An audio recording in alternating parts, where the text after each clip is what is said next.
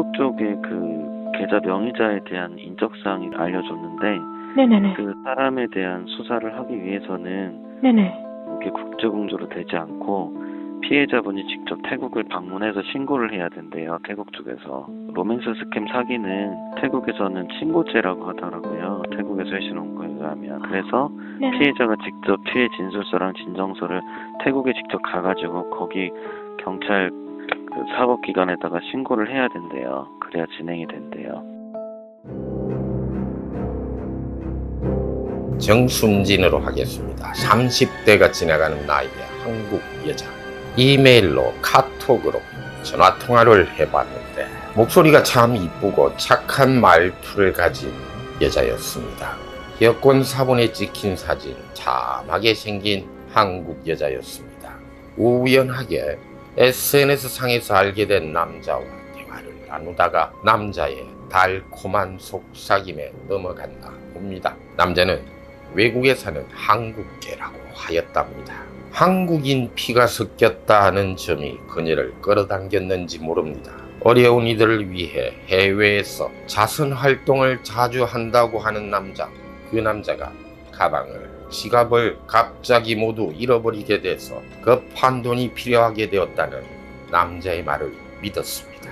넉넉하지 않은 입장이었지만 금방 돌려주겠다는 남자의 말을 믿고 돈을 땡겨서 대출까지 받아서 송금해 주었습니다. 4차례에 걸쳐서 한화 대략 5천만 원 가량. 단수는 태국은행 계좌번호 그리고 수취인 1억. 우리는 돈을 받은 사람을 확인하였고 신원을 특정할 수 있었습니다. 신원을 특정하고 보니 어이없게도 이 로맨스 스캠의 용의자는 남자가 아닌 여자. 25살 정도 되는 30도 안 되는 태국 여자였습니다. 오랜 줄다리기와 기다림 끝에 이 사건의 용의자를 그저께 경찰서에서 만났습니다. 태국 여자 퀸. 이 여자는 태국 변호사를 대동하고서 경찰서에 나타났습니다. 라이언은 높은 변호사 둘을 데리고 나갔죠. 지가 변호사 하나쯤 데리고 올 거라고 예상했고 적진에게 우리 진영이 두터움을 보여주고 기선을 잡기 위해서 2명의 변호사를 데리고 나간 겁니다. 띵띵한 몸, 대충 보아도 90kg 정도 되어 보이는 뚱뚱한 체구에 안경을 끼고 나타난 용의자. 경찰서 내부로 들어가기 전에 그 여자를 보았는데요. 보자마자 직감적으로 인연이구나 라는 걸 알 수 있었습니다. 경찰서 안에 있는 미팅룸에서 상대 용의자 측 2명, 라이언 측 3명, 그리고 담당 경찰관 이렇게 6명이 둘러 앉았습니다. 여자가 애둘러서 마구 변명을 해댑니다. 당연하지 뭐. 사람을 죽인 범죄자도 지가 안 죽였다고 어쩔 수 없었다고 변명을 해대는 게 범죄자니까 가만히 들어보기로 했습니다. 제가 부동산 중개를 하는데요.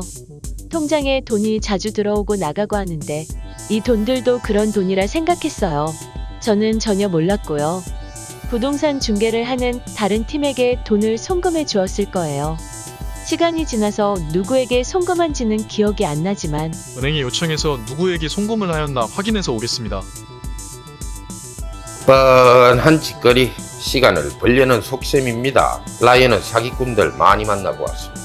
사기꾼이 갑자기 경찰에 체포되면 당황합니다. 그리고 온갖 말도 안 되는 핑계를 대면서 발뺌하다가 돈을 할부로 갚아나겠다고 다들 말하죠. 그러다가 조금 안정이 되면 변호사 부르고 그 다음부터는 시간을 끌면서 줄다리기 하는 것이 보통입니다. 사기꾼에게 돈 받아내는 거 결코 쉽지 않죠. 그런데 이 여자는 이미 소환장을 여러 차례 받고도 경찰서에 출두를 하지 않고 있다가 체포영장이 나올 말미가 다 되었으면 출석하겠다고 약속 일자를 잡아 앞전 약속 일자에는 코로나 걸렸다고 핑계대면서 시간 질질 끌었으니 나름 변호사와 방법을 찾고 또 궁리하였을 것은 당연한 거죠. 시간 충분히 확보한 사기꾼은 2가지 유형의 행동을 보입니다. 첫 번째로 뻔뻔하게 오히려 큰 소리치면서 피해자를 비난합니다. 두 번째 유형은요, 아무것도 모르는 것처럼 변명합니다. 첫 번째 유형을 보이는 사기꾼, 조금 위험한 놈들이기도 합니다. 피해자의 대리인으로 만나는 라이언을 협박하기도 합니다. 여기 태국이야. 너희 나라가 아니야. 이럴 때 라이언 가장 졸라 짜증납니다. 여러 명이 있는 자리니까 지가 뭐라 하든지 점잖게 한마디 해줘야 하죠. 태국이란 나라는 법치국가야. 네가 그 회사 돈을 받고 물건을 안 보내준 점, 그건 팩트잖아. 돈 받았지? 물건 보냈어? 태국 사람들은 부끄러움을 아는 사람들인데 왜 너는 남의 돈 받고 물건 안 보내고도 부끄러운 걸 모르는 거야? 이런 식으로 쏘아붙이면 똑같이 말하더군요. 아, 너랑은 말하기 싫어. 말할 게 없는 거죠. 자, 이 남자인 척한 여자, 로맨스 스캠 사기꾼은 두 번째 유형이더군요. 지가 한 거 아니라고 발뺌만 해댑니다. 지는 모르는 일이고 누군가 부동산 중개인들이 자주 자기 통장으로 돈을 보내는데 당연히 그런 돈이라고 생각한 거라고 말합니다. 라이언 속으로 말했습니다. 지를 연병하고 있네. 경찰관도 있고 우리 쪽 태국 변호사 2명이나 있으니 잘들 대응할 테지 가만 두고 보기로 하였습니다.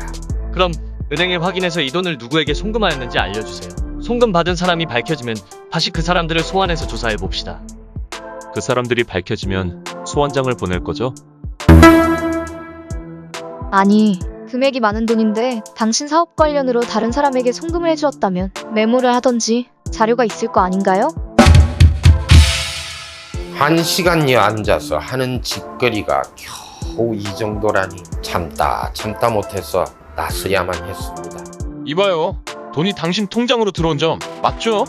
다른 사람이 당신 통장을 사용해서 그 사람에게 송금을 해주었다고 말하고 있는데 그렇더라도 법률상으로 볼 때 당신은 그 사람과 공범관계에 있다고 말할 수 있는 거예요. 만약 송금받은 사람들이 누구인지 안 나오거나 아니라면 어떻게 할 건지 말해야지. 다시 담당 경찰관에게도 말했습니다. 이런 식으로 조사를 하게 되면 그 사람들 다시 소환하고 조사하고 또 얼마나 시간을 지체해야 하는 겁니까? 제 입장에서는 저 사람에게 기회를 주어야 하는 거라서요. 네, 담당 경찰 입장은 그럴 수 있죠. 하지만 피해자는 지금 너무 어려워서 일상생활을 할 수도 없는 입장이에요. 벌써 저 여자가 소환장을 보내도 안 나와서 몇 달을 지체했는데 또 다른 사람 조사한다고 시간 끌면 피해자는 생활이 어려워서 자살하고 싶은 심정에 있다니까요. 피해자 입장을 좀 생각해 주어야죠. 태국에서는요, 큰 소리치고 감정적으로 항의해봐야 오히려 역효과 일어날 수 있습니다. 피해자 입장을 강조하면서 감정에 호소하는 것이 훨씬 더 효과적이라 생각해서 그 방법을 택한 겁니다. 라이언은 이해하긴 합니다. 여기에서도 경찰서에서도 용의자를 만난 경찰관도 바로 태국인들의 깽짜이 문화가 나오는 거니까요. 타인에게 피해를 주기 싫어하고 상대방을 배려하는 문화, 개뿔 같은 뻔하게 사기꾼이 변명하고 있고 지가 사기꾼이면서 다른 사람에게 미루어서 시간을 벌려고 하는 게 눈에 뻔하게 보이는데 도대체 여기서도 깽짜이 정신이라니. 자, 은행에서 확인하는데 7일이면 충분하죠? 7일 후에 여기서 다시 만나서 누구에게 송금하였는지 서로 확인합시다. 그래야 시간을 줄입니다. 토 일요일은 빼야죠. 참 어이가 없습니다. 토요일 일요일은 빼달라고 합니다. 그럽시다. 주말 빼고 7일 후 18일 금요일 12시에 다시 여기서 만나는 겁니다. 미팅룸을 나왔습니다. 남자 변호사에게 막 터부어대었습니다. 야, 이건 민사 사건이 아니라 형사 사건이야. 범죄를 저지른 놈이 내가 했소라고 순순히 말하는 놈 하나도 없어. 용의자가 변명을 하면 증거 자료를 대면서 말을 더 못하게 해야 하는 게 네 일이야. 그냥 저쪽에서 말하는 대로 따라가는 게 아니라고. 태국에서 큰 돈 뭉치가 내 통장에 들어왔다. 다른 사람이 그거 내 거래처에서 보낸 돈이야라 하면 너는 아무런 확인도 안 하고 그냥 그 돈을 송금해 줄 거야? 돈이 들어오면 들어오자마자 다른 곳으로 보냈지? 하루도 안 돼서 다른 곳으로 송금했는 게 이상하지도 않냐? 최소한 내 돈이 아니라는 걸 확인하고 다른 사람에게 보내야 할 거 아니냐고? 그런 점을 짚어서 전현에게 말을 해야 까불지를 않을 거 아니냐. 네가 그렇게 흐리멍텅하게 하고 넘어가면 전현은 앞으로도 계속 변명짓거리하고 나올 거잖냐고? 너 그런 식으로 하면 앞으로 내 고객 사건 처리 같이 못한다. 길거리에 서서 득달같이 야단을 치고 남자 변호사 고개 푹 숙이고 있었습니다. 태국 문화, 태국 사람들이 가지는 깽짜이 문화, 존중합니다. 좋은 점도 많습니다. 그런데 말입니다. 누가 보아도 범인이 분명한 용의자는 좀 몰아붙여서 더 이상 못 가불게 해야 하는 게 맞지 않나요, 여러분? 배려를 해야 하는 상대가 따로 있지. 빤하게 보이는 나쁜 년에게 배려를 해야 하는 게 맞냐고요. 이들 그렇게 깽짜이 정신만 찾다가는 깽들한테 차이 분다잉. 조심히래. 라이언이었습니다.